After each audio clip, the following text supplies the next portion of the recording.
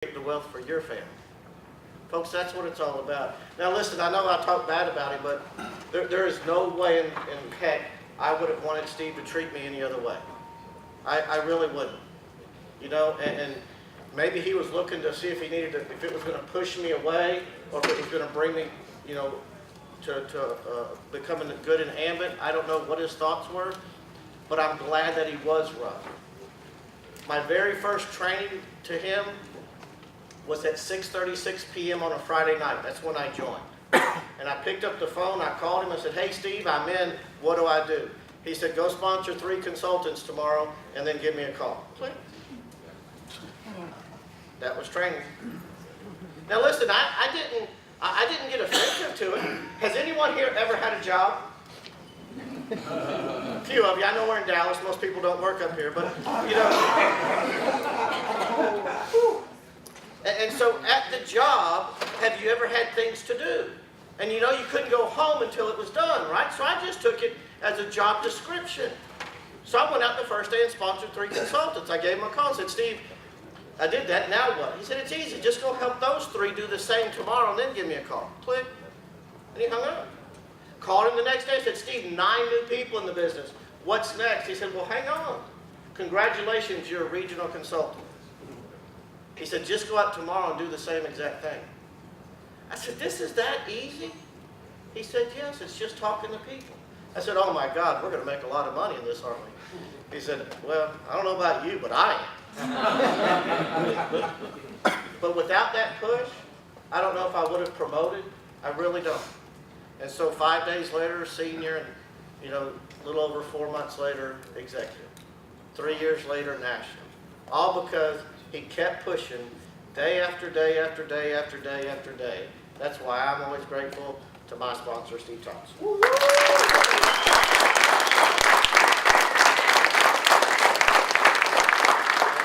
most fortunate things I ever did, obviously, was sponsor Chris Atkinson, because it changed my life as well as his.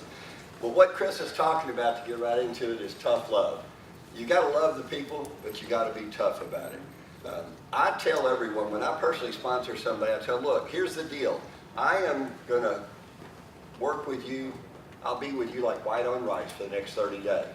I expect you to do what I suggest. If you want to try something different, wait till the month's over and you can try it. If you decide to try it early, I'll leave you alone. You can go try it and come back later when you want to make money." But I know what the system is and it works. But I want to hear from you. I want to hear from you every day. You know, for the first year and a half I worked with Chris, he called me every day. I'm not talking about most days. It's his birthday, my birthday, Christmas, Thanksgiving, whatever it was.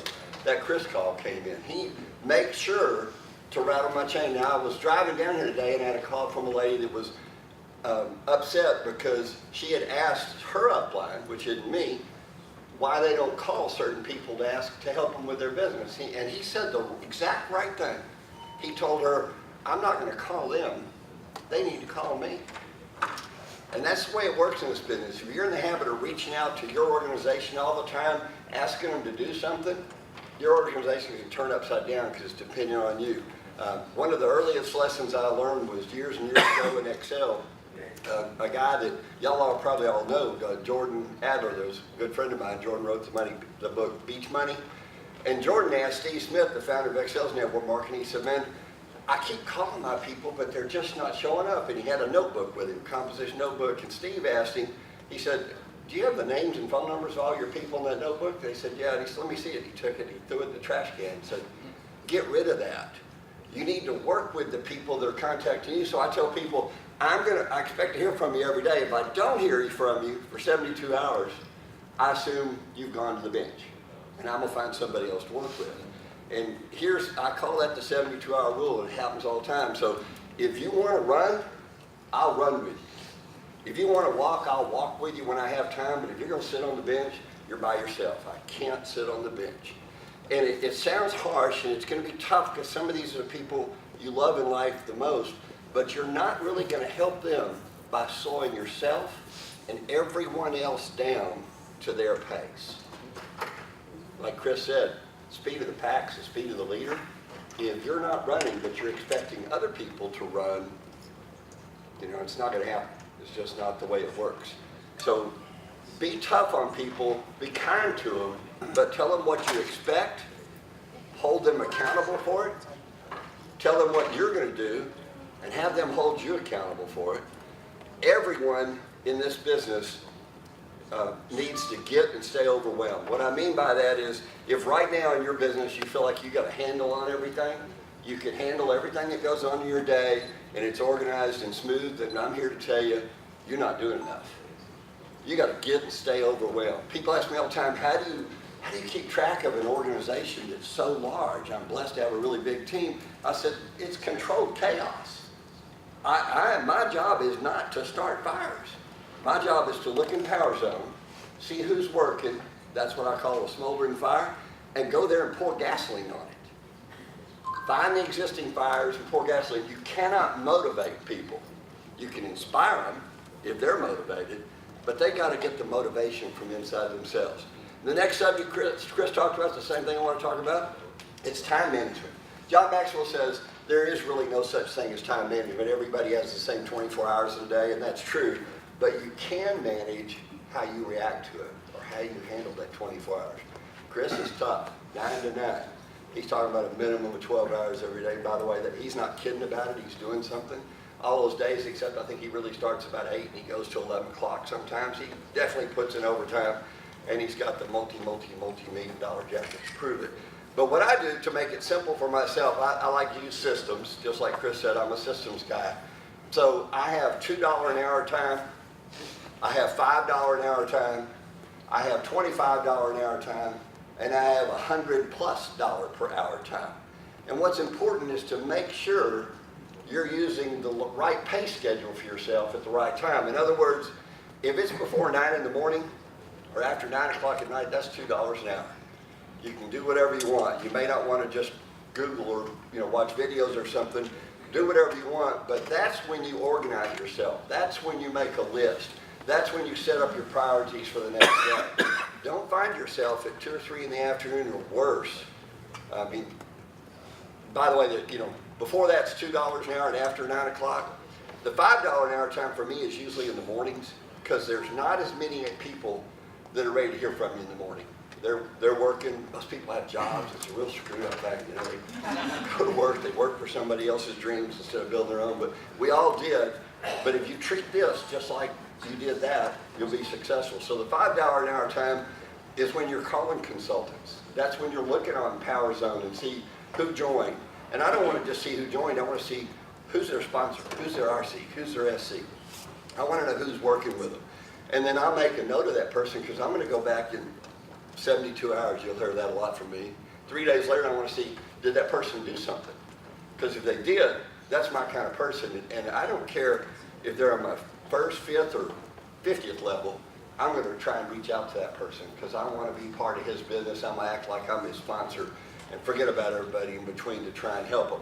That's $5 an hour time. The afternoon is frequently that $10 an hour time.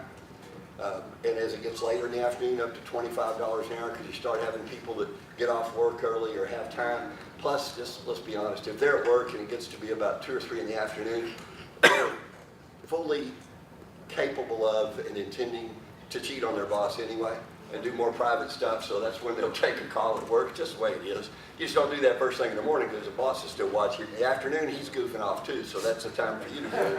So when it gets to $25 an hour, you can start making some calls. But for me, when 7 o'clock gets here, that's the most precious time there is, from 7 to 9. Don't do anything that's not going to pay you at least $100 an hour. And most of the time, that 100 will result in thousands or hundreds of thousands or sometimes millions. And if you'll prioritize your time, so if you find yourself organizing your files or your desk at 8 o'clock at night, realize that you're doing $2 an hour chores during $100 an hour time. And you are cheating the most important boss you ever had, and that's yourself and your family. So I use that just to categorize. I like to put a price on my time. Now, what is the biggest reason people won't look at Ambit or look and join and don't go to work? Anybody got an idea? Fear of loss. And that's what I was doing when I called Chris and said, I'm going to be there in an hour. You better have some people for me to talk to. Most people will do more out of fear of loss than they will out of chance of gain.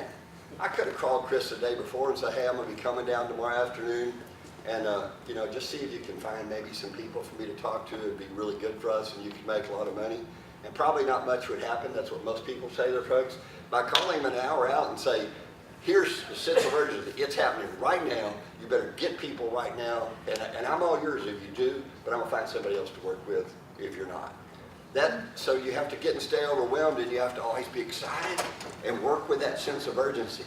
It's always about do it now, do it now, do it now, and then do it now until you run out of steam. And if you feel like you're totally in control, trust me, it happens the same way for me. When I find myself in control of my whole day, I know I'm just goofing off. I am not doing near enough to be successful. Now, the happy news I have for you at the end is I've been here over 11 years now, and Ambit will pay me millions of dollars whether I ever mention Ambit again or not. That's the beauty of this business. Once you build it, you got it. Most of the work I do now is not to make me more money. It's to pay it forward. I want to give other people the opportunity. I feel like it's my moral responsibility to be out there helping other people. And it's funny how that works out. The more of that I do, focus on helping other people, the bigger my paycheck gets. So it's kind of a cool catch-22. So use time management and use fear of loss. And that goes down to prospects. My normal invitation to someone is a real simple thing. And by the way, the invitation should never take more than 45 seconds. If you go past a minute and a half, it's not an invitation anymore. It's a conversation, or worse, it's probably